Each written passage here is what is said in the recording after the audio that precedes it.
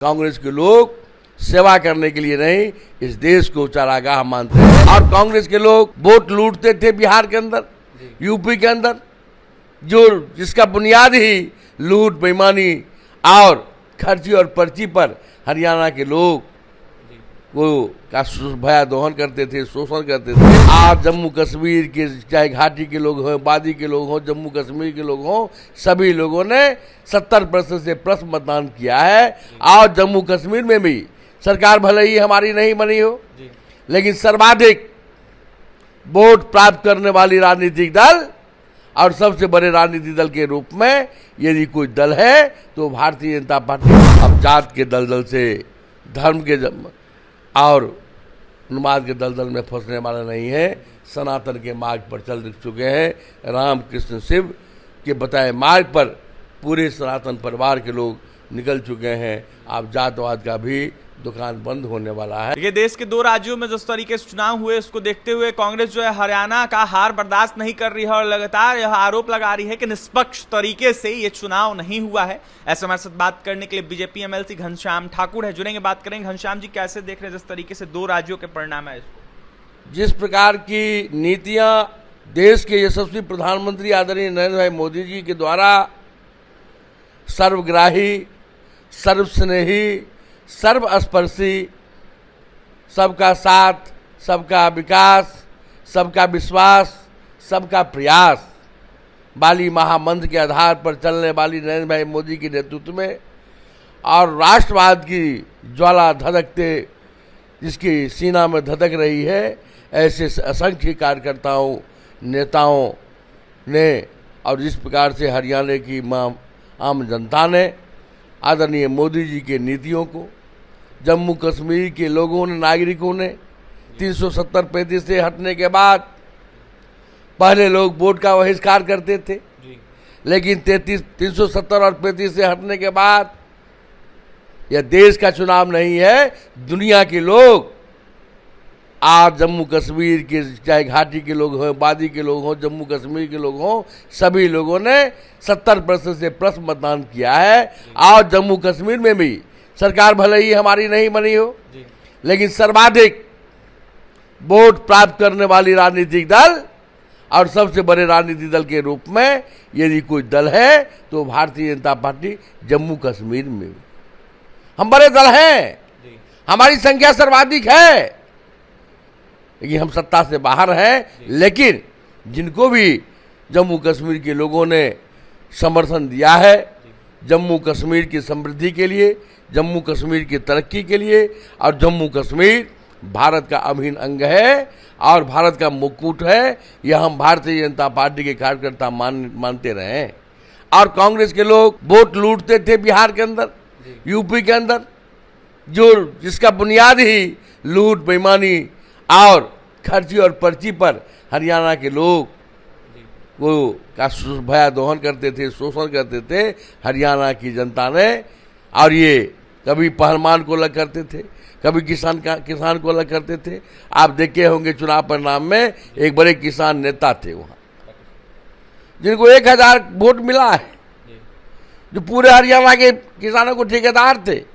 उन्हें हरियाणा की जनता ने ऐसे फर्जी किसानों को, परजीवी किसानों को, जो असली किसान है, असली जवान है, असली खिलाड़ी है, उस सभी समाज के लोग आज भारतीय जनता पार्टी के साथ हैं। और आपको याद होगा 2014, 2019 और 2024 में जो आज भारतीय जनता पार्टी की सफलता मिली है, यह निरंतर प्रगति के पथ पर है। हम पिछले 19 में 40 सीट जीते थे, मुझे सहयोगी के सहारे सरकार चलानी पड़ी थी। लेकिन इतने प्रोपगंडा के बाद सभी मीडिया, प्रिंट मीडिया के लोग कहते थे जिस बार भारतीय जनता पार्टी आने वाली नहीं है।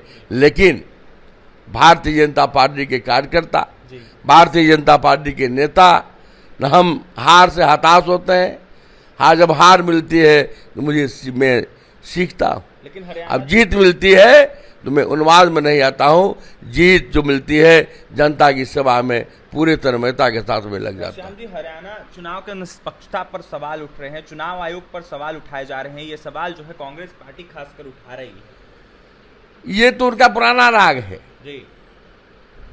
वो अपने जो रटे रटाए जलेबी की फैक्ट्री बनाने वाले,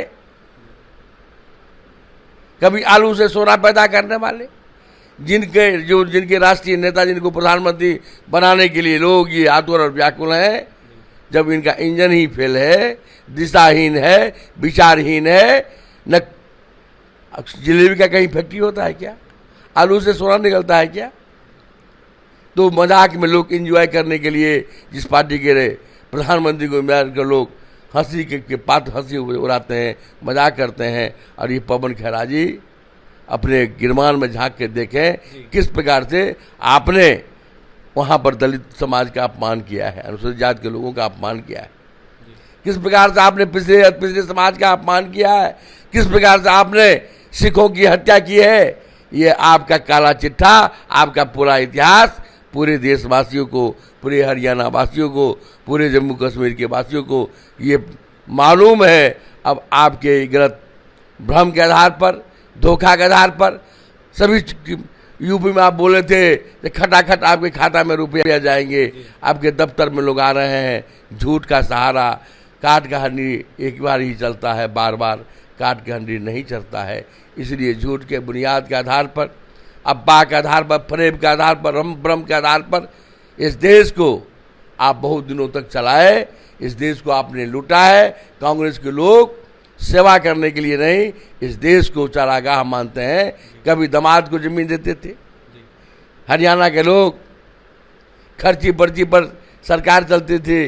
जिस प्रकार से बिहार के अंदर हमारे मुख्यमंत्री के भावी प्रत्याशी अपने को कहते हैं हम मुख्यमंत्री बनेंगे, और उन्होंने क्या किया है सरकारी आवास से वो जग जाहिर है। आप मीडिया के माध्यम से, और जहाँ जिनके नेता, चाहे है उत्तर प्रदेश के अखिलेश जी हों, उनको लोग टोटी चोर कहता था।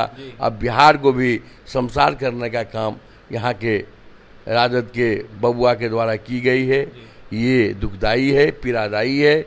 ये बिहार की मर्यादा के साथ, बिहार की भावना के साथ खिलवाड़ है। और मैं पुनः आपके माध्यम से अपने राष्ट्रीय अध्यक्ष आदरणीय जगत प्रकाश नड्डा जी, आदरणीय गृह मंत्री अमित शाह जी, आदरणीय प्रधानमंत्री नरेंद्र मोदी जी, और हरियाणा के पूर्व मुख्यमंत्री आदरणीय मनोहर लाल खट्टर जी, और हमारे वर्तमान मुख्यमंत्री जो हरियाणा के हैं उनको, और वहाँ प्रदेश के सभी नेतृत्व को के प्रति, एक एक कार्यकर्ता के प्रति, एक एक जनता के प्रति मैं उद्गार प्रकट करता हूँ, अभिनंदन करता हूँ।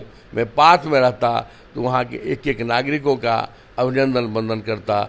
मैं आपके माध्यम से न हरियाणा राज्य और जम्मू कश्मीर के सभी नागरिकों का अभिनंदन और वंदन करता हूँ। मैं पिछले चुनाव में जम्मू कश्मीर में, रियासी डिस्ट्रिक्ट में और उधमपुर जिला में प्रवासी के रूप में काम करने के लिए गया था। उस समय में रियासी विधानसभा से अजय नंदा जी निर्वाचित हुए थे। इस बार भी वैष्णो देवी विधानसभा के नाम से उसका परिसीमन हुआ है। वहाँ अभी बलदेव शर्मा जी निर्वाचित हुए हैं। और हरियाणा के हिंदू समाज के लोगों ने ये संकल्प ले लिया है, ये हिंदू समाज आप बंटने वाले नहीं है। उन्होंने बंटने का कारण क्या होता है, लोग करते थे। इसलिए हिंदू समाज अब जात के दलदल से, धर्म के और उन्माद के दलदल में फंसने वाला नहीं है। सनातन के मार्ग पर चल चुके हैं। राम कृष्ण शिव के बताए मार्ग पर पूरे सनातन परिवार के लोग निकल चुके हैं। अब जातवाद का भी दुकान बंद होने वाला है। भ्रम का सहारा ज़्यादा दिनों तक नहीं होगा। अब विकास के आधार पर ये सरकार हमारी बनी है। हरियाणा में तीसरी बार ये अपने आप में इतिहास बनाया है।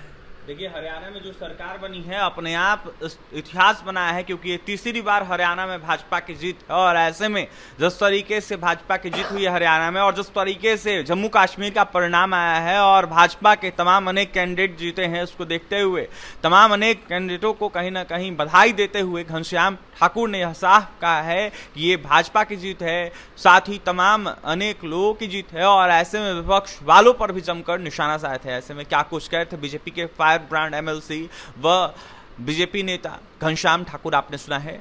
और भी तमाम खबरों के लिए बने रहे हमारे साथ। बहुत बहुत धन्यवाद।